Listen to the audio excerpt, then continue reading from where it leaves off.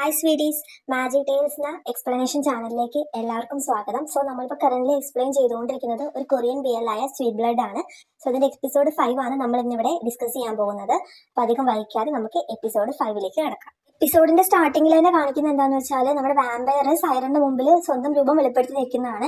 ഇത് കണ്ട് അന്തം വിട്ട് കുന്തം വിഴുങ്ങി പണ്ടാറടങ്ങി നമ്മുടെ അമ്മച്ചി നിൽക്കുവാണ്. അതിന് കൂടെ പറയുന്നുണ്ട്, എന്റെ പൊന്ന് പ്രിൻസ് എന്നെയൊന്നും ചെയ്യരുത്, ഞാൻ അങ്ങനെ ഇറങ്ങി വന്നതല്ല. അപ്പോഴത്തേക്കും നമ്മുടെ ലൂസിഫർ പറയുന്നുണ്ട്, നീ വലിയ വർത്താനം പറയണ്ട, ഭാവി പറയുന്നത് നീ കാണില്ല ഭൂതമേ എന്നും പറഞ്ഞുകൊണ്ട് എന്തോ ചെയ്യാൻ വേണ്ടി എഴുന്നേൽക്കുമ്പോൾ പെട്ടെന്ന് നമ്മുടെ മിനു തടയുവാണ്. നമ്മളിവിടെ വന്നത് ഇതിനല്ല, നമ്മൾ വന്ന കാര്യം ആദ്യം നമുക്ക് ചോദിക്കാം. നമ്മുടെ ബ്ലഡ് ബോണ്ട് തമ്മിലുള്ള പ്രശ്നം എന്താണെന്ന് ആദ്യം നമുക്ക് അറിയണം. അപ്പൊ നമ്മുടെ വാമ്പയർ പറഞ്ഞു, ആ ശരി, എന്നാ പിന്നെ നീ ചോദിക്കാൻ പറയുന്നു. അത് നമ്മുടെ മിനു കാര്യം പറയുന്നു. അപ്പത്തേക്കും നമ്മുടെ ഈ സൈറൻ, അതായത് നമുക്ക് ഇവിടെ അമ്മച്ചി എന്ന് വിളിക്കാട്ടോ.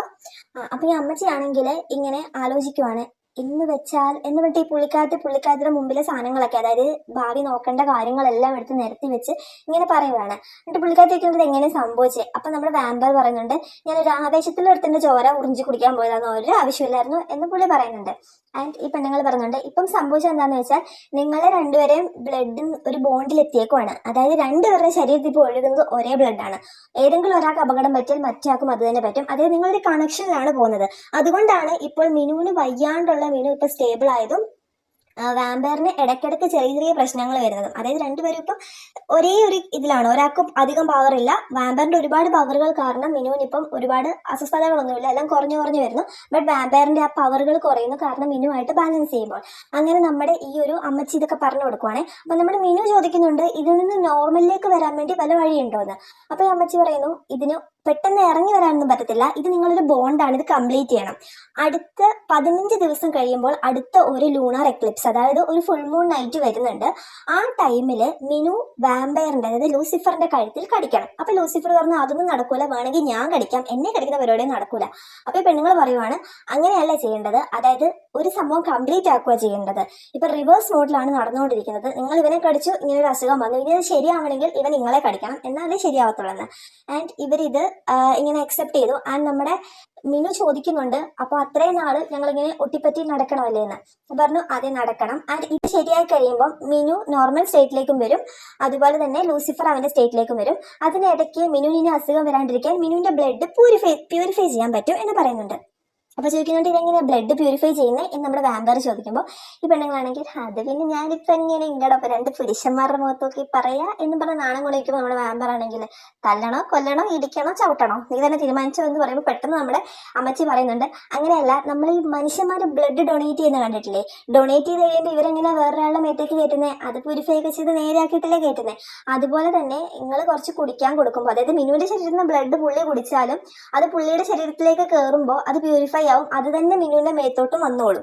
അങ്ങനെയാണ്, കടിച്ചു കഴിയുമ്പോൾ നോർമലായി അങ്ങോട്ടും ഇങ്ങോട്ടും ഒരുപോലെ ആയിക്കോളും. അങ്ങനെ എന്തോ ഒരു തിയറിയാണ് ഇവരോട് പറയുന്നത്.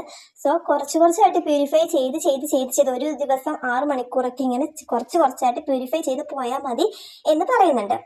ആൻഡ് അതിന്റെ കൂടെ തന്നെ ഈ ഫോർച്യൂൺ ടെല്ലർ പറയുന്നുണ്ട്, നിങ്ങൾ രണ്ടുപേരും കാണാൻ നല്ല മാച്ച് ഉണ്ട് കേട്ടോ എന്ന്. ഇത് കേട്ടപ്പോൾ നമ്മുടെ വാമ്പയറിന് നാണമാണോ ദേഷ്യം വന്നാണോ നടത്തില്ല, പുള്ളി അങ്ങ് ഫേസ് ചെയ്യാൻ പറ്റാത്ത രീതിയിൽ എഴുന്നേറ്റ് അങ്ങ് പോകുന്നുണ്ട്. നമ്മുടെ മിനു ആണെങ്കിൽ വാമ്പയറിന്റെ ബാക്കിൽ ഓക്കെ താങ്ക് യു എന്നൊക്കെ പറഞ്ഞ്, ഫോർച്യൂൺ ടെല്ലറിനോട് താങ്ക് യു ഒക്കെ പറഞ്ഞ് വാമ്പയറിന്റെ ബാക്കിൽ എഴുന്നേറ്റ് പോകുന്നുണ്ട്.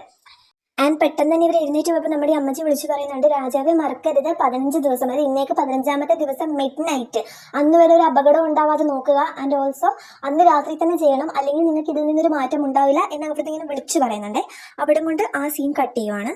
അടുത്ത സീൻ വീട്ടിലാണ് കാണിക്കുന്നത്. നമ്മുടെ ഫോർച്യൂൺ ടെല്ലർ പറഞ്ഞതിൽ നിന്ന് ഇവർക്കൊരു ഐഡിയയും കൂടെ കിട്ടിയിട്ടുണ്ട്. അതായത് മിനു അവർ കുറച്ച് ബ്ലഡ് എടുത്ത് വാമ്പയറിന് ഒരു സ്ട്രോ ആക്കിയിട്ട് കുടിക്കുന്നുണ്ട്.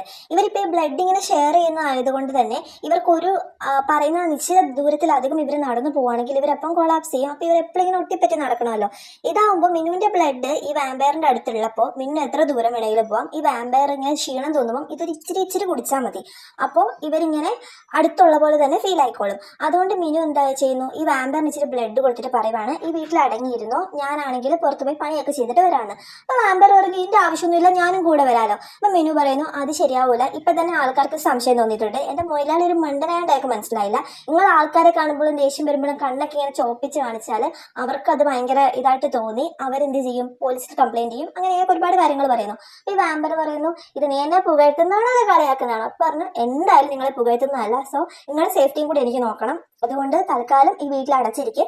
പിന്നെ ഈ കുഞ്ഞു പിള്ളേരോട് പറയുന്ന പോലെ നല്ല കുട്ടിയായിട്ടിരിക്കുവാണെങ്കിൽ ഞാൻ പണി കഴിഞ്ഞ് വരുമ്പോൾ ഒരു നല്ല സാധനം കൊണ്ടുവന്നിരുന്നു എന്ന് പറയും. അപ്പോൾ നമ്മൾ വാമ്പയർ പെട്ടെന്ന് ചോദിക്കുന്നുണ്ട് എന്താ മീറ്റാണോ കൊണ്ടുവരുന്നതെന്ന് ചോദിക്കുന്നുണ്ട്. അപ്പോൾ അത് നീ എങ്ങനെ ബിഹേവ് ചെയ്യുന്നോ അത് ഡിപ്പെൻഡ് ചെയ്തിരിക്കും. അതുകൊണ്ട് ഞാനിപ്പോൾ പോയി പണിയായിട്ട് നല്ല കൊച്ചായിട്ട് ഇവിടെ ഇരുന്നു, ഞാൻ പാർട്ട് ടൈം ജോബിന് പോവാണെന്ന് പറഞ്ഞിട്ട് നമ്മുടെ വാമ്പയർ അല്ല മിനു പോവാണ്. വാമ്പയർ വീട്ടിൽ തന്നെ ഇരിക്കുവാണ്. നമ്മുടെ വാമ്പറിനാണെങ്കിൽ കുറച്ച് കഴിയുമ്പോൾ നല്ല ബോറടിക്കുന്നുണ്ട്. കുറേ നേരം വീട്ടിൽ കൂടെ എല്ലാം അങ്ങോട്ടും ഇങ്ങോട്ടും എല്ലാം കറങ്ങി നടക്കുന്നുണ്ട്. ഇടയ്ക്കിടയ്ക്ക് ക്ലോക്കിലോട്ടും നോക്കുന്നുണ്ട്. പക്ഷെ മിനുവിനെ കാണുന്നൊന്നുമില്ലേ. ആൻഡ് ആ ടൈമിൽ വാമ്പയറിന്റെയും മിനുവിന്റെയും പഴയ കാര്യങ്ങൾ എന്ന് വെച്ചാൽ ആ ഒരു അവിടെ ജോലി ചെയ്യാൻ പോകുന്നതും പിന്നെ മിനുവിന്റെ സംസാരവും ഫുഡ് ഉണ്ടാക്കി കൊടുക്കുന്നതും എല്ലാം ഓരോന്നായിട്ട് ഇങ്ങനെ വാമ്പയർ ഇങ്ങനെ ഓർത്തുകൊണ്ടിരിക്കുക.